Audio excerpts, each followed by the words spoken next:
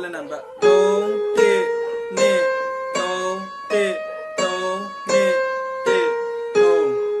Then a pepper me. Do, re, mi, fa, sol, fa, mi, re, do. This sharp sheet in Yama, do, re, mi, fa, sol, fa, mi, re, do like him. Dima, Dilumiaro, do, re, di Hivayama.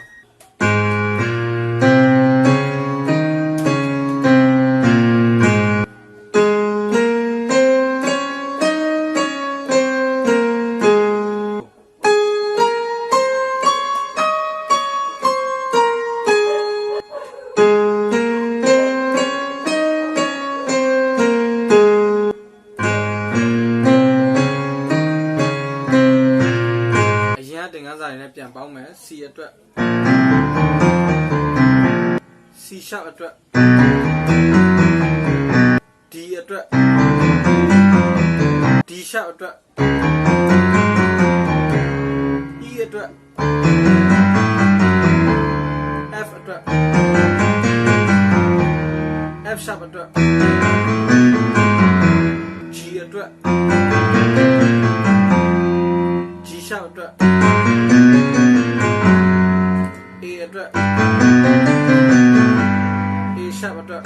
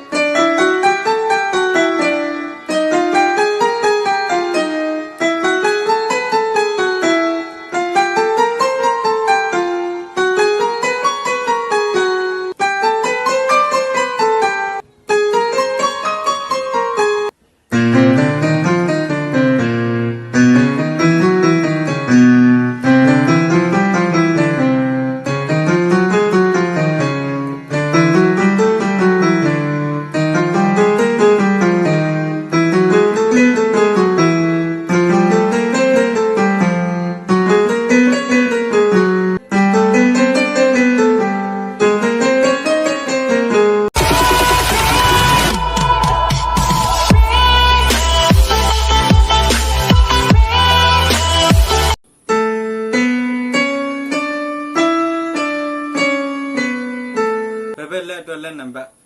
4 3 2 1 4 1 2 3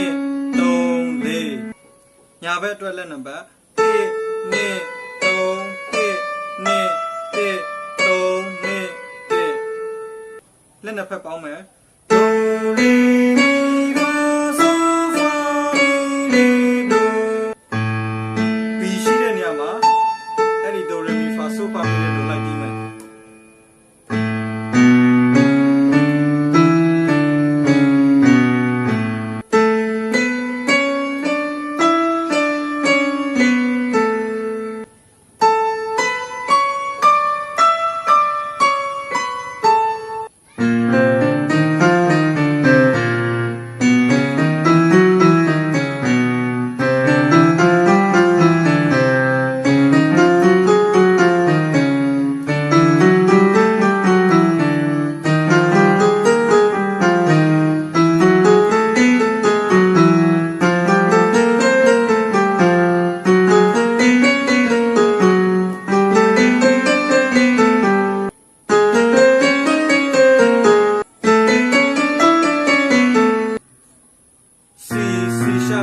D sharp E F F sharp G G sharp A A sharp B B ပြီး C ပြန်လာဖြစ်တဲ့အတွက်ဒီကနေပြန်စလို့ပါပဲလေ့ကျင့်ခန်းအဲ့တော့ကျွန်တော်တို့ကဒီကနေဒီထိ ascending တက်ဆိုင်ရာ Do re mi fa sol fa mi re တော့လေ့ကျင့်ပြီးသွားပြီဆိုရင်ကျွန်တော်ရဲ့လက်တွေကခါတိုင်းလိုမျိုးမဟုတ်တော့ဘဲနဲ့ piano တော့ပဲဖြစ် keyboard တော့ပဲဖြစ်လက်ကနည်းနည်းပျော့ပြောင်းလာမှာဖြစ်ပါတယ်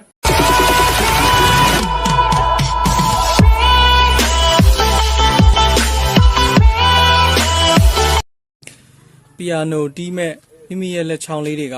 ပျော့ပြောင်းလာပြီဆိုရင်စာတွေ့နည်းနည်းပြန်သွားရအောင်အဲ့တော့ musical alphabet ဆိုတာကကျွန်တော်တို့ music ဆိုတဲ့အတွက်ဂီတနဲ့ပတ်သက်တဲ့ alphabet ဆိုတော့ဘီတရအခရာပေါ့အဲ့တော့ဒီကျွန်တော်တို့ငယ်တုန်းကတင်တဲ့ alphabet ကကျတော့ A to Z ကအင်္ဂလိပ်စကားပြောဖို့အတွက်အင်္ဂလိပ်တခြင်းတွေဆိုဖို့အတွက်အင်္ဂလိပ်စာဖတ်တတ်ဖို့အတွက် A to Z အဲ့တော့ဒီခုကျွန်တော်တို့က musical alphabet ကဘာလဲဆိုတာကိုဆက်တွားရအောင် musical alphabet ကဒါဖြစ်ပါတယ် A B C D E F G အဲ့မှာ G ရောက်သွားရင်ကျွန်တော်တို့က H I နေမပါပါဘူး G ပြီးရင်ကျွန်တော်တို့ကဒီ A ပဲပြန်လာမယ်ဒါ musical alphabet ဖြစ်ပါတယ် sharp နဲ့ flat က sharp သူ့ရဲ့တင်ဂီတကဒါ flat သူ့ရဲ့တင်ဂီတကဒါအဲ့တော့ sharp ဆိုတာအတန်တဝက်မြင့်တာ flat ဆိုတာအတန်တဝက်နှိမ့်တာ musical alphabet ဖြစ်တဲ့ A B C D E F G ဆိုတာလေးကိုကျွန်တော်တို့က A နဲ့စထားတာကိုတတိထားမိမှာဖြစ်ပါတယ်အဲ့တော့ဒီမှာ A နဲ့ပြန်လာဆုံးလိုက်မှဆိုရင်သူက scale တစ်ခုရဲ့ပုံစံကိုရောက်တော့ဖြစ်ပါတယ် A နဲ့ဆုံးကိုကျွန်တော်တို့ရေးတတ်တယ်ဆိုရင် C နဲ့ဆုံးလေးကိုရေးကြည့်လိုက်မယ်ဒါဆိုရင် C D E F G A B C အဲ့တော့ C နဲ့ဆုံးတယ်ဒါဆိုရင်ကျွန်တော်တို့က scale တစ်ခုရဲ့ပုံစံမှာပေါင်တော့ဝင်ပါတယ်အဲ့တော့ C နဲ့ဆုံးတာက C major scale ဖြစ်ပါတယ်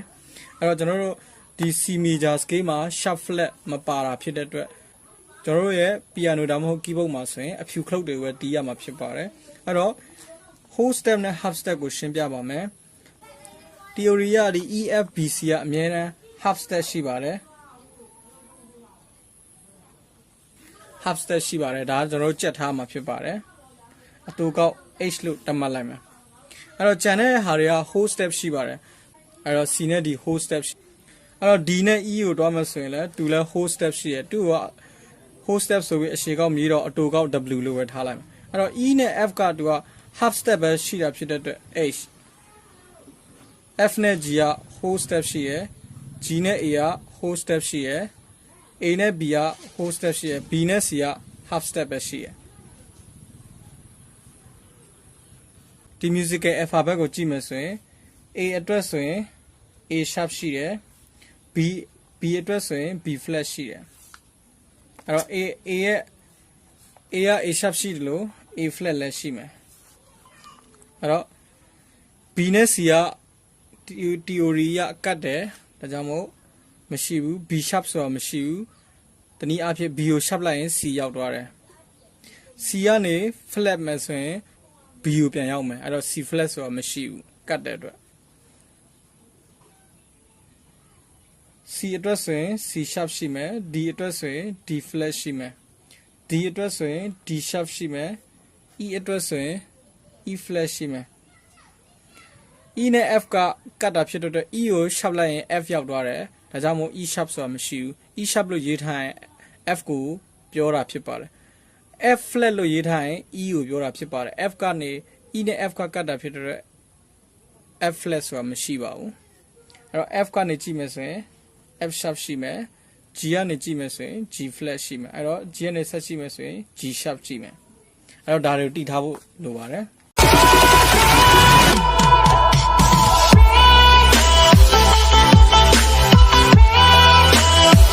C major scale ကိုလက်တွေ့တီးရအောင်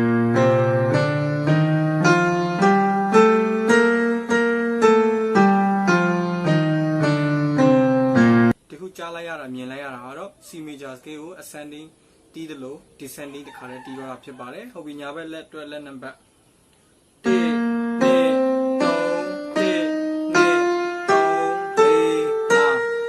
ဒါတော့ ascending ဖြစ်ပါတယ် descending ပြန်ဆင်းလာမယ်လက်နံပါတ်5 4 3 2 1 3 2 1ဘယ်ဘက်အတွက်လက်နံပါတ်5 4 3 2